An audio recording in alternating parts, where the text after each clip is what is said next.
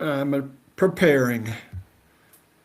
Last minute notes for this topic that is going to get interesting.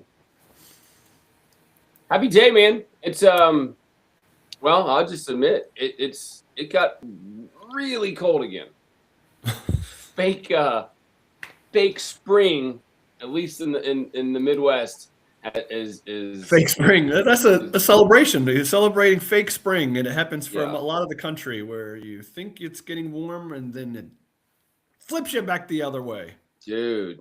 Were you outside last night? Yes. It's Yep. 14-degree wind chill here. We had to cancel like you got so cold so quick. Yeah. Yeah. And for a lot of the country, that's kind of where we are. But for us at the college level, I feel like every other year, February, we get several opportunities to train outdoors. Last year That's we had true. like last year we had like none because I Yeah, can remember these things not a lot of years back, but I feel like every other year we're outside for like practicing in February, which never happens. And so that's fair. then the next so like it's changing every time. So It is it's technically it is it interesting. is technically winter still. Yeah, true, true. When's spring? I think March 22nd, or am I making that up? Is that total makeup? That sounds great. I think that Yeah, sounds like the right date. Yeah, we're gonna for go the with that. for I mean, the Chad GPT gives wrong information. this is true. This is true. Yeah, and for the year of the horse, by the way. This is the year of the horse. I did hear a statistic that Puxatawny Phil is in his family, his lineage of groundhogs.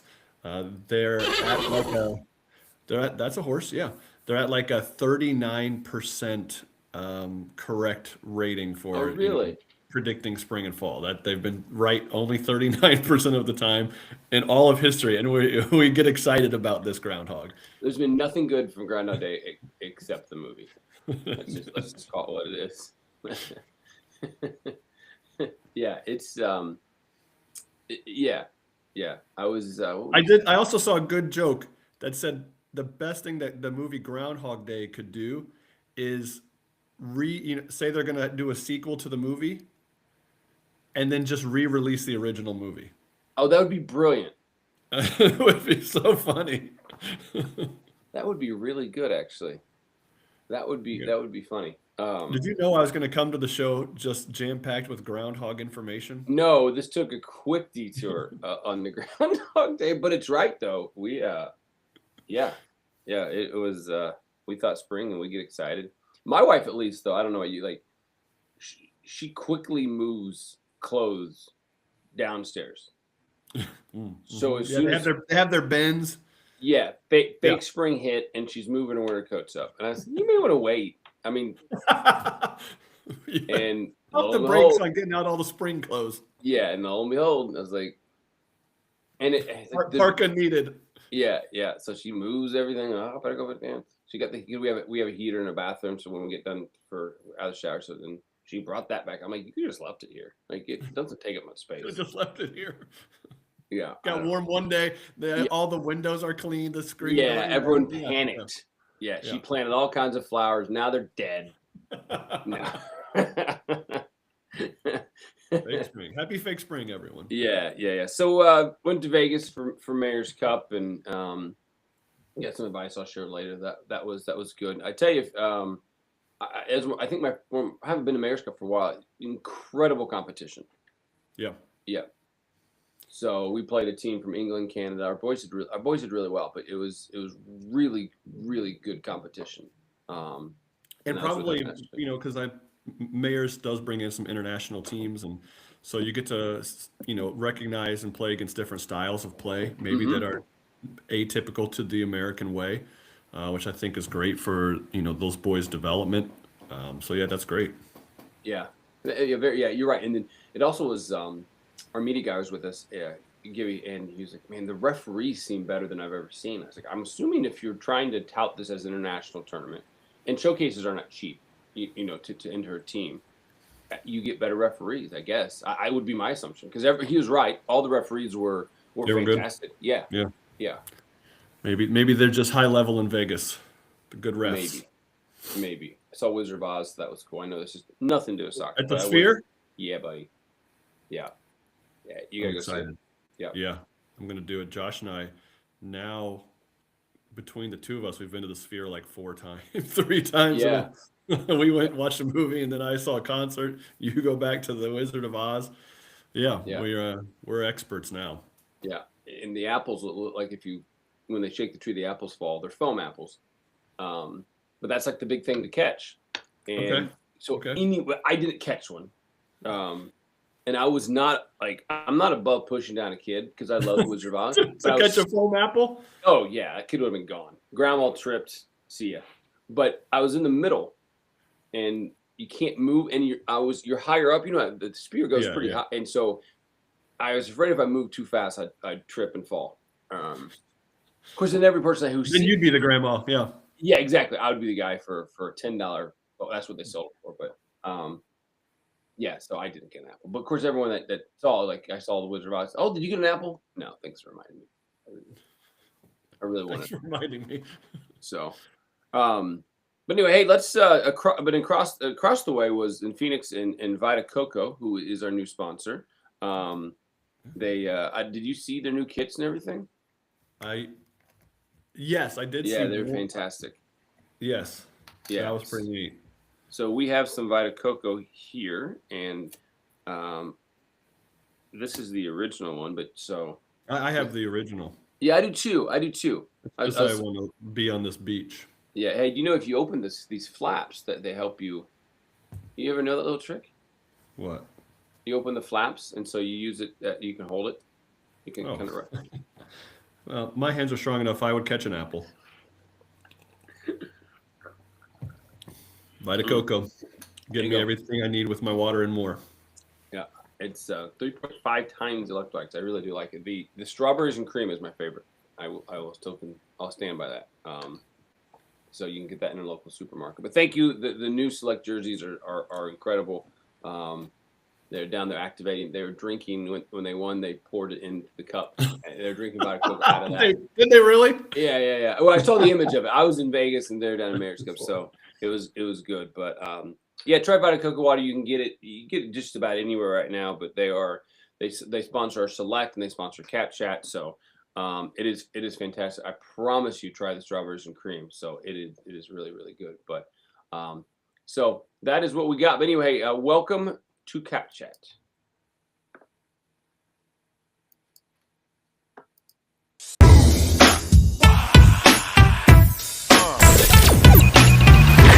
You're listening to Cap Chat, the #1 soccer recruitment podcast in the United States. This is Cap Chat. All right. I'm gonna put my glasses on for this because I think this is gonna get some serious stuff. I like it. So the topic, Tyler, this was your official topic. I had to write it down because it was such a good topic. How you worded it was really good. Is how do we compete, or how do I compete with international players? So, I being the high school American athlete. yes, yeah, I have no chance of competing with international athletes. Well, let High school athletes in America. Yeah, let alone just an athlete. So are you are you still able to play with your girls' team, or are you beyond that now? I hopped in the other day. Yeah. Yeah. And did okay? Yeah, I did fine. Yeah, I can do my 2010 boys. I put myself in positions where I'm like a bumper, or I'm the target, so I don't have to move as much, and I can just complete passes. Yeah, because you don't have to transition. I did a transition drill the other day, and I'm like, oof, I do not transition well. So there's a joke in there, but I realized I heard it. That's all right. Yeah, thanks for letting that go. yeah, we're just we'll drink to that. Okay, so Missouri State. This is where obviously we know the international. I got some cool stats for you, but on the international, how many international students there are. But Missouri State, that's made the big news. Missouri State roster is now 100% internationals. There's a lot of debate of how do you change that? What do you do? I don't think we really dive. No point diving into that today because that's a whole different structural issue of how do you change that. So our focus is how do you compete against that? It is naturally harder. So Tyler, we have some things to do. Let me read these stats here for you. And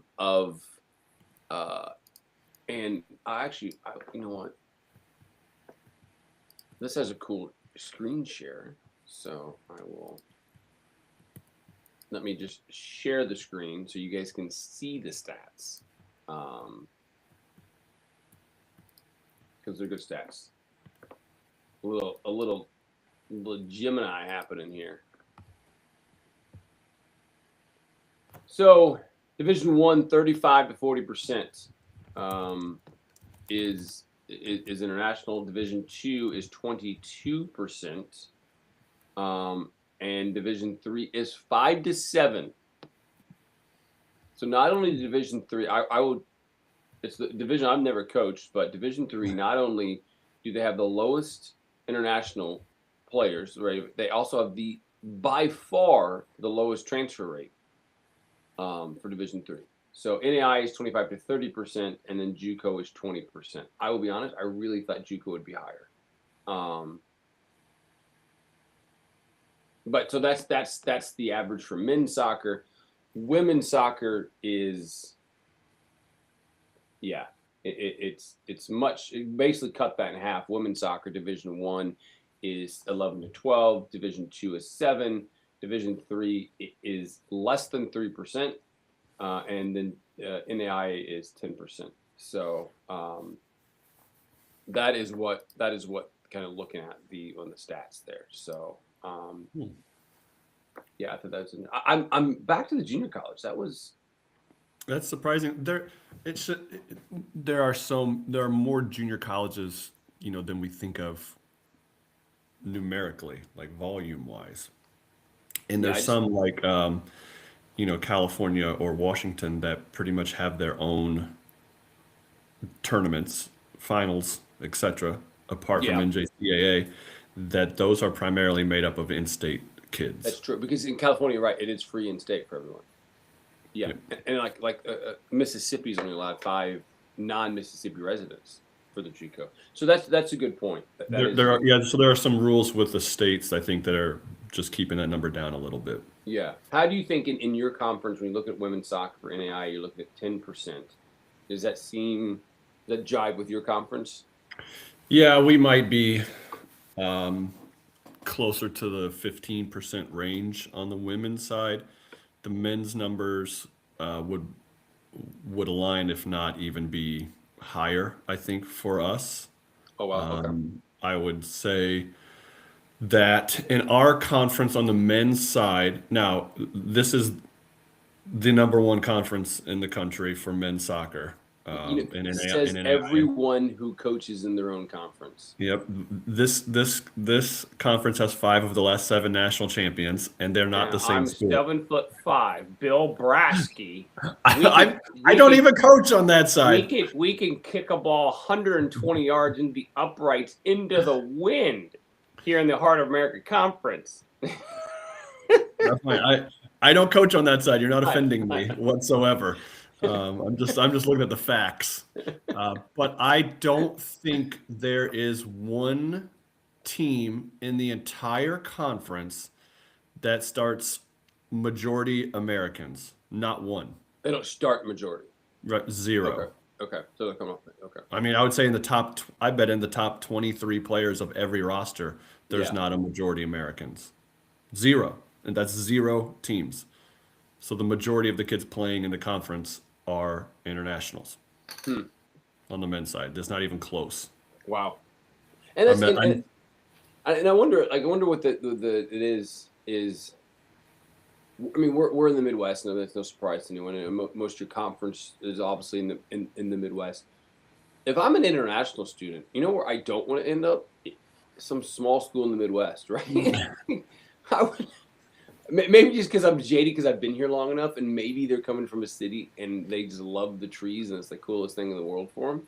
It is true. It's a different that most are coming from a big city, and yeah, it may just be a different experience. And I wonder how many of those, and you may not know, is I know you have a few internationals on the women's team, but do they ever see the campus, or is it a virtual visit? Do they have any idea? And I'm Yeah, not it's a picking good on. question. Let me tell you, on the men's side of our recruiting, Tell me. there's like rarely a virtual visit even. It's all about the scholarship offer and talking to the coach. On the women's side, I have had 3 to 4 international students ever come visit the college in 15 years. Wow. The men's side probably, I think they had one kid that was international visit the school this calendar school year. So that's very rare, I would say. And even some of the kids that had visited us, 2 of them, I think, were already committed to play for us, and they were just like doing a test run to see how they're going to get to the school when August came around. What? So, what's the transfer rate of international? Because I'm saying this out loud. Like most of the people in the Heart of America Conference, and let me back this up. A majority of NAIA schools tend to be in smaller towns, smaller schools. I think Yeah. this is safe bet, right? I wonder how many, how many do they get there and realize, man, this is way too small for me. Like I wonder, like, That happens a lot. and they leave or they stick it out. They leave. No, they leave. Okay. They leave. There's still a very high transfer rate for internationals. Okay. That can't just be an NAIA level thing. It's just that's how it is at a lot of colleges across the country. Yeah. I mean, but it goes hand in hand with the transfer culture that we have set right now in all of our sports at the college level in America. Yeah. Yeah. It's okay. Well, if you just joined us, see people hopping on live is how do I compete with international players? So we're talking about that. So Tyler, let me get your thoughts though. Let's ask the. I mean, everyone has an opinion on the Missouri State thing, and it made news. What's Yeah, well, I mean, so just so that our listeners know, the Missouri State thing is the Missouri State men's soccer team's roster was announced, and they had 0 American players on the roster, and that was met with criticism and confusion for a state school, taxpayers' dollars, whatever the arguments are, and no Americans on the roster. yeah. So what's your thought? You want me to touch on that part of it? Yeah, I think so. I mean, I think my I've thoughts gotten are asked gonna that question be. a lot. So Yeah, I think my thoughts are. No one's really asked me. I've done a lot of listening with it, and so I've taken in a lot of information and read some of the comments and whatnot. But yeah, they get pretty nasty. ultimately, from a coach's perspective, that coach's job is to win games. Yep. If he or she feels their best route to winning games is to have all international players, I don't see how I argue with that. Now, that they weren't a powerhouse team, I believe, last season. The Final Four, even maybe the top 8 schools in Division One soccer, were not majority international based for the first time in a year or two. Right. But if that coach thinks that's what they need to be successful, I don't know. I mean, the University of Illinois basketball's half their team is international, and their starting lineups, got a lot of internationals. No one's complaining about that. They're in the top 5 or whatever. And so these coaches have to. It's a world game. It's a recruiting is not. I don't have to just get the best players in Missouri to go win a national championship. I have to get the best players, period. And so that I think is. I'm not saying that he's wrong or right. I'm just saying that's the coach's perspective of it all. Yeah, and it just so you last year there were 6, 6, and 4 in So Missouri State. 500. Yeah. I mean, I think the flip side to that is you're right. So I want to agree with you. Especially we are in such a winning culture. Like we need to win now. Parents will leave clubs. I'm not blaming parents. These clubs in general, like I got to win, and the clubs have that mindset. Got to win, and so even more emphasis is placed on winning. And so if you don't win, you lose players, and especially the D1 level, if you don't win, you lose your job, and now you're uprooting your family. And you're right. If I take the Missouri State job and they say you have 3 years to turn this program around, or you lose your job, and I'm looking at my two little kids, two little boys, thinking, I'm going to move again in 3 years if I don't win. Yeah, I'm doing what I can to win. The flip side, the flip side though, is where I think a lot of people get upset. Is it's a publicly funded university. Yep. Now, does that matter? I don't know. But that lays in the words. Tyler, you're a private school. Yep. So are they saying private schools? But you're a small school in a small town, and you are highly involved in your community. I'm in a suburb of Kansas City, Liberty, Missouri, and we're involved in the community. And even though we both coach at private schools, we're predominantly, men's and women's, predominantly U.S. based because we're part of that community, even though we're both private and not state funded. But does it matter since it's a state funded school? I'm going to stay out of that argument because that's, we could get political, and I'm not going to get political. I know. I don't think it's a political thing. I think that's what a lot of people are saying. It's a state funded school should not, but they've never had a problem with community colleges. Community colleges, I think, are even more on the flip side. That community colleges is even more, not only state funded, it is a community. Mm-hmm. And there's no rules about internationals that much. I don't think there's any rules about how many internationals you can bring for a community college. I would imagine there's a community college that has 100% internationals. So at some point, and you're looking at a roster, let's say, well, they got 28 players, all international. There's 20,000 students there. So it's such a small blip. I think I looked at a roster yesterday that was like, I know it was girls' side in New York junior college, and there was like 95% international. Yeah, the whole roster. And that's a publicly funded school. So I don't know. And you're right, Charlie. I don't think we have to answer that, but that is the question: is as a publicly funded school, do you have to adhere to that, or do you have to adhere to winning?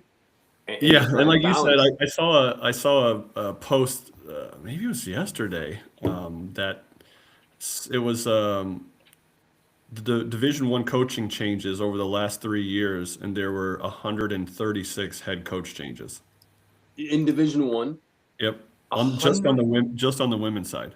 There's only like 300 Division I. There's like 400 Division I programs, maybe. Yeah, exactly. Holy shnikes! So I don't know. That's a lot, and so that's a whole nother rabbit hole that we could go down about. We're 20 minutes deep into the rabbit hole. I won't take it down there, but that's our argument for, like, if this person wants to try to stay at their school and win, and they believe this is their way to win. Now they didn't, but that was what they believed. Mm-hmm. I tell you this though, if Missouri State doesn't turn this program around in 2-3 years, I think he's going to look like an idiot. Because obviously in the internationals, it coming just because now the microscope has been put on their school. Correct, and he's bringing internationals, and I'm assuming to win, which is his job. And so, not even knocking that.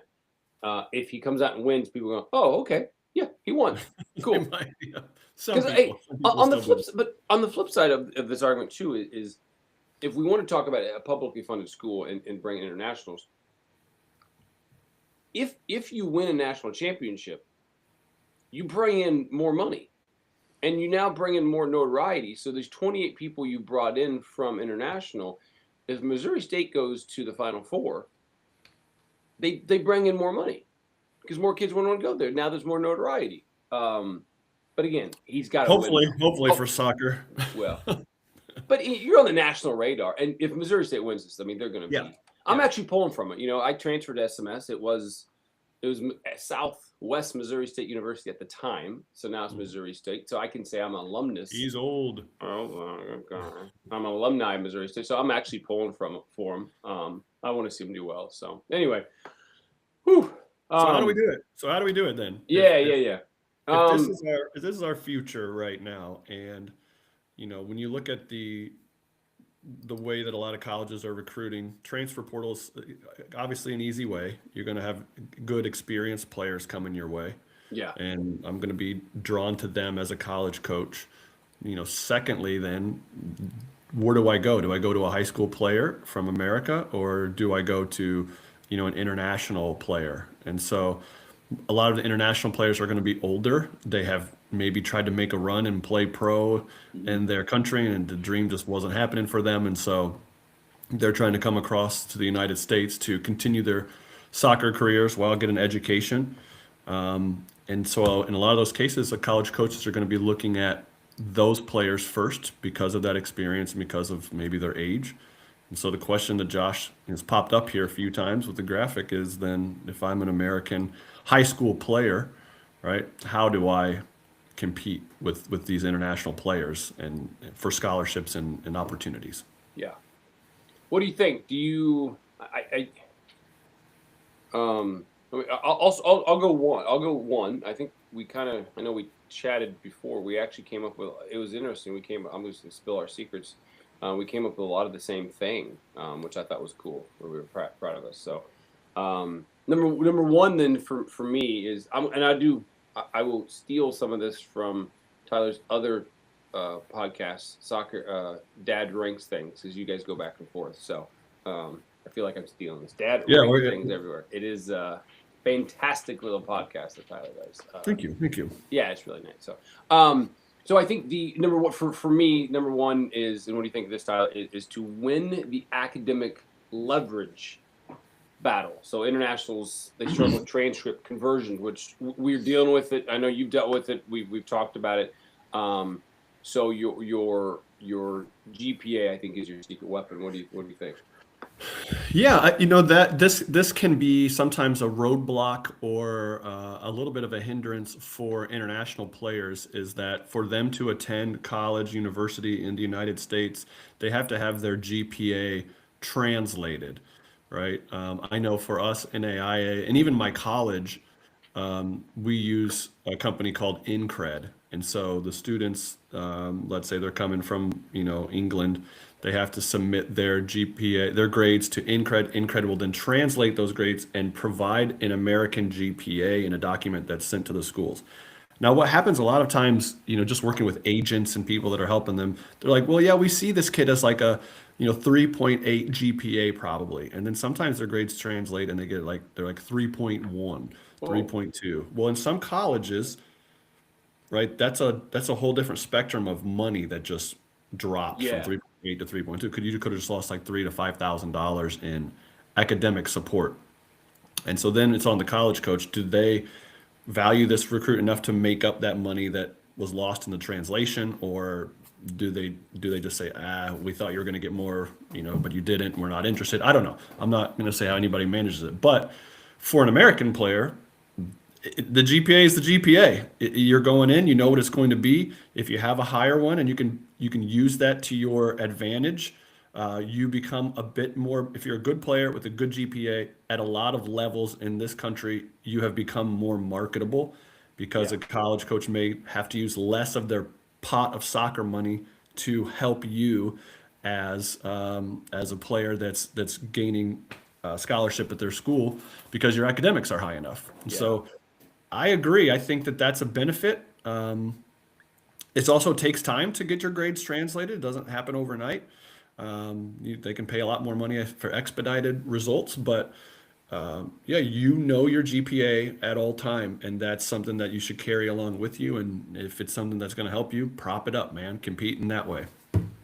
I like that. I kind of call it the free play strategy, but the grades I think are so important that, and we've said this a lot, that grades are probably more important, especially now with these spots, is you can stack grades in athletics. So, and the majority of the time you're going to get more money. And well, we know that the reality, now this is not updated. We probably need to change this. I need to research the stat again. It was a year and a half ago, 1.5% of students got athletic scholarships, and the rest is coming from academic. Now, I think Division III obviously highly skews that, but I think the grades is you're more likely to take a good player who has a 4.0 and a 30 ACT because you can get almost everything paid for with academics, and so now the athletic money is a little less. Could So- be. Could be. It's an advantage. So I think that's good. And the other, my other thing on great there was kind of get your eligibility center done sooner. I have that done by junior year because that is international players running the amateurism. Yep. Okay, hurdle. So they have to prove they're an amateur, and so they have a hard time sometimes getting that done. So can you make that easier and say, oh, I already have my NCAA eligibility number done. So you want to go next, or do you want me to read and keep asking? Yeah, questions? number two, I think for us is, and this is a question that I ask a lot of times when I'm talking to teams and whatnot is, if you guys are trying to compete with internationals, how many of you think that a player from Scotland is emailing coaches in the United States without a highlight video? Oh yeah. Okay. And you'd be surprised when people are like, oh, he doesn't have to. And I'm like, yeah, they do. And they always have it. Every international player that's contacting an American school, because of the distance between where they live and where we are in America, they're going to have a highlight video. So if you are an American player and you are contacting college coaches and you don't have a highlight video, you are already at one, a disadvantage. Two, a disadvantage to compete for scholarships against international players or transfers that probably already have that highlight video ready to go. And so that's not something we can wait on if we're at the process where we're communicating schools and competing for scholarships. Your way to compete is to have a highlight video. Yeah. I just watched a 2027 American boys highlight video, and it was good. And I said, this is great. Let's go. Get on this. Let's communicate. Let's talk to college coaches.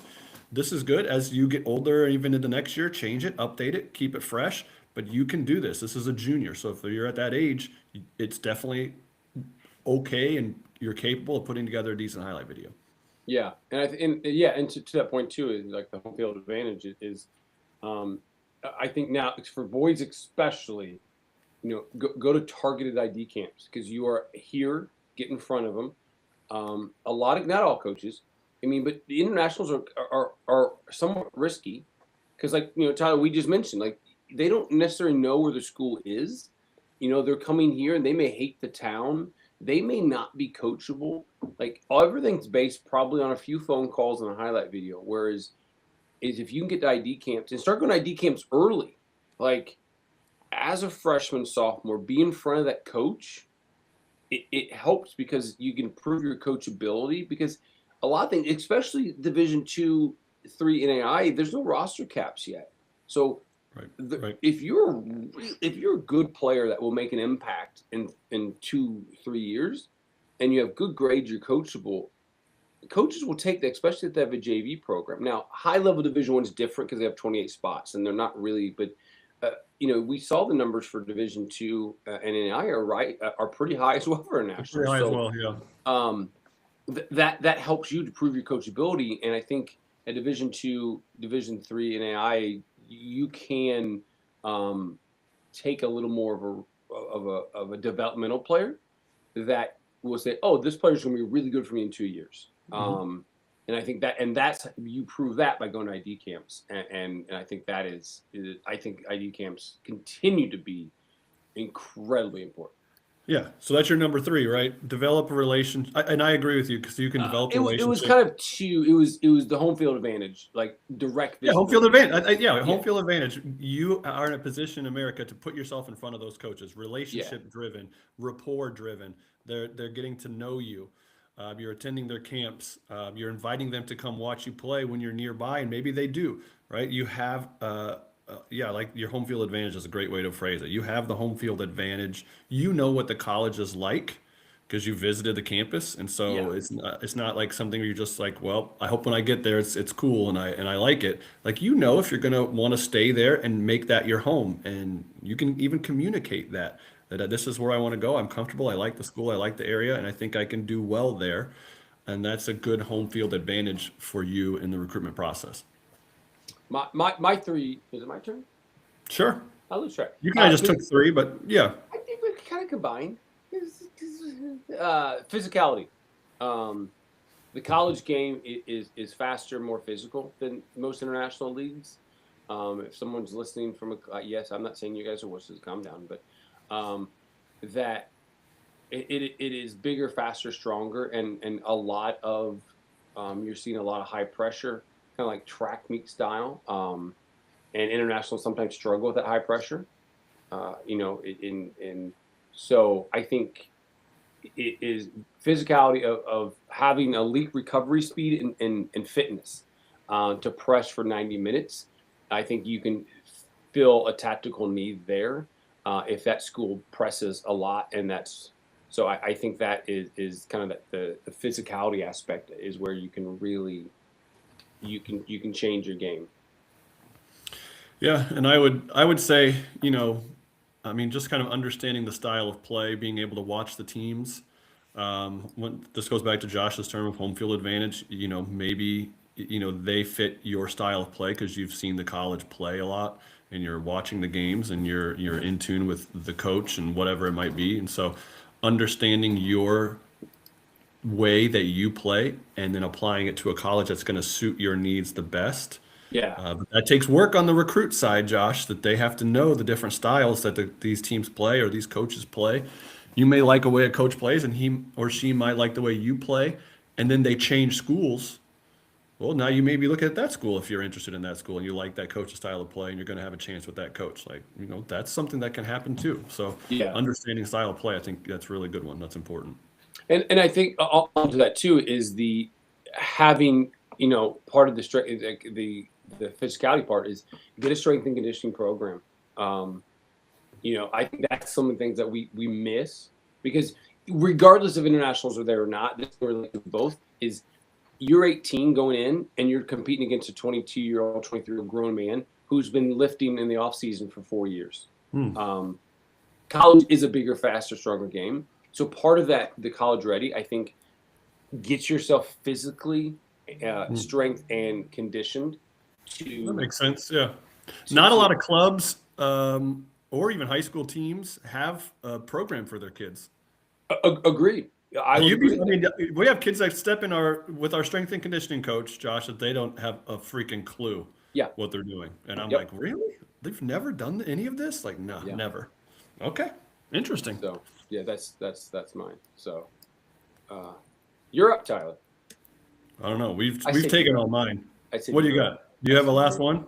Well, you covered it. You covered it. I think though it is when we talk about the digital resume, digital footprints. You brought up on highlight videos, and so I was going to kind of add on to it is obviously the highlight videos, and yes, you have to have that, but and I think always have full game videos upon request, especially if you're going somewhere like non-drivable or easy for a college coach to get to.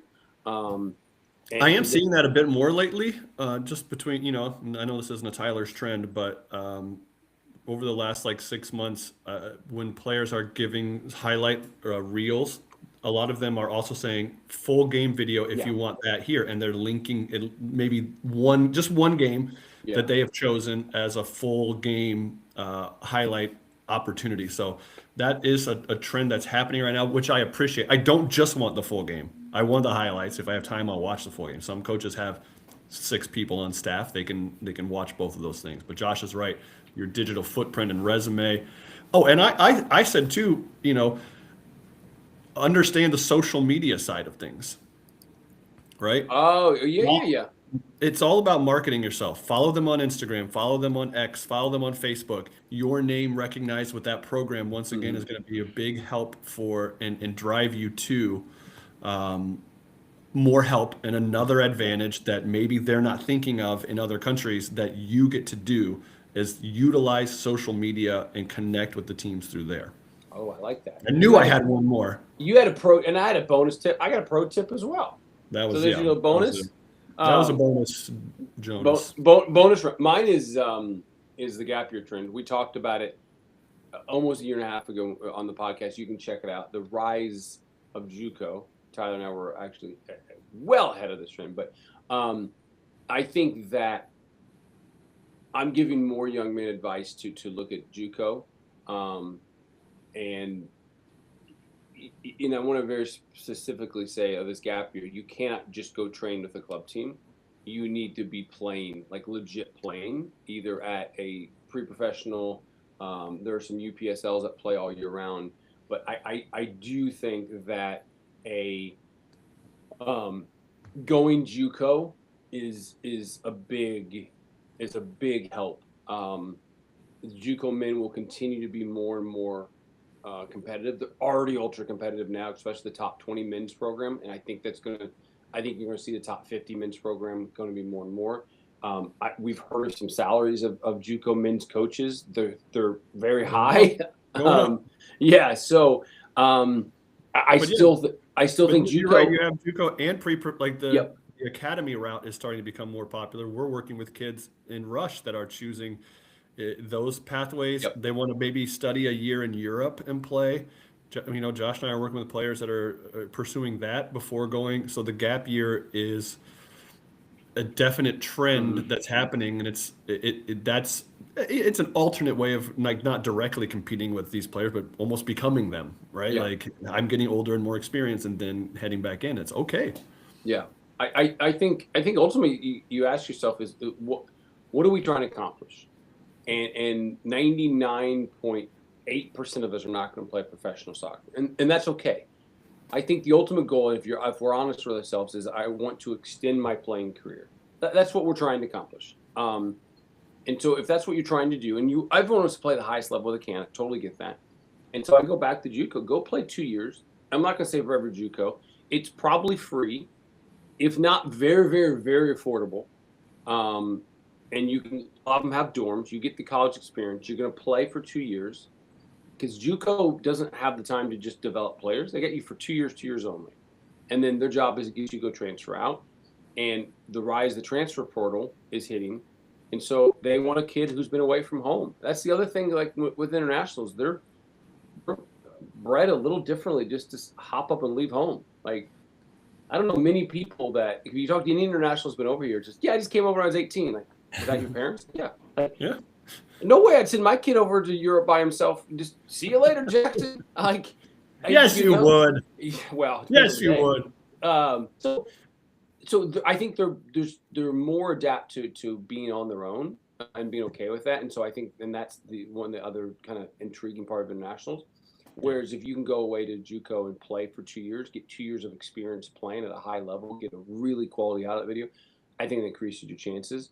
So don't be afraid of that JUCO route. Like it is, you ask what is your end result to play at the highest level you can and extend your playing career.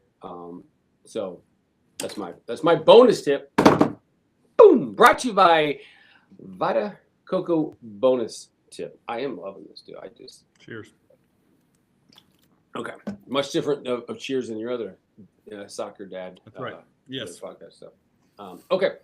So that's it. I think this is a good topic. Everyone has spent so much time bashing us and talking about it, but let's get to the root of it. How do we fix it? And I think this right. is really Like we can complain about it, but I'm in the world of solutions. Yeah. Right. Let's solve things, not complain. Yeah. For sure. So, awesome. And then that's what we got. That's been fun. Been Cap Chat. I'm going to end on Tyler. I will say, the podcast I listened to, and I want to repost it, is when we talked to the guy from Ukraine. I actually listened to that again last night. That was a really good podcast that we did. It was fascinating. Yeah. So I'm going to repost that one in a little bit. But that's what we got. This has been for Tyler Tomlinson, the coconut water drinker champion. I don't know, but thank you to Vita Coco. Go out and try it. It is 3.5 times the electrolyte in the leading sports drink. I put this actually in my coffee as a creamer. We make smoothies with it now. The strawberries and cream is incredible. So thank you to Vita Coco. Thanks to Tyler Thomas, and thanks for listening. This, ladies and gentlemen, has been Cap Chat Live.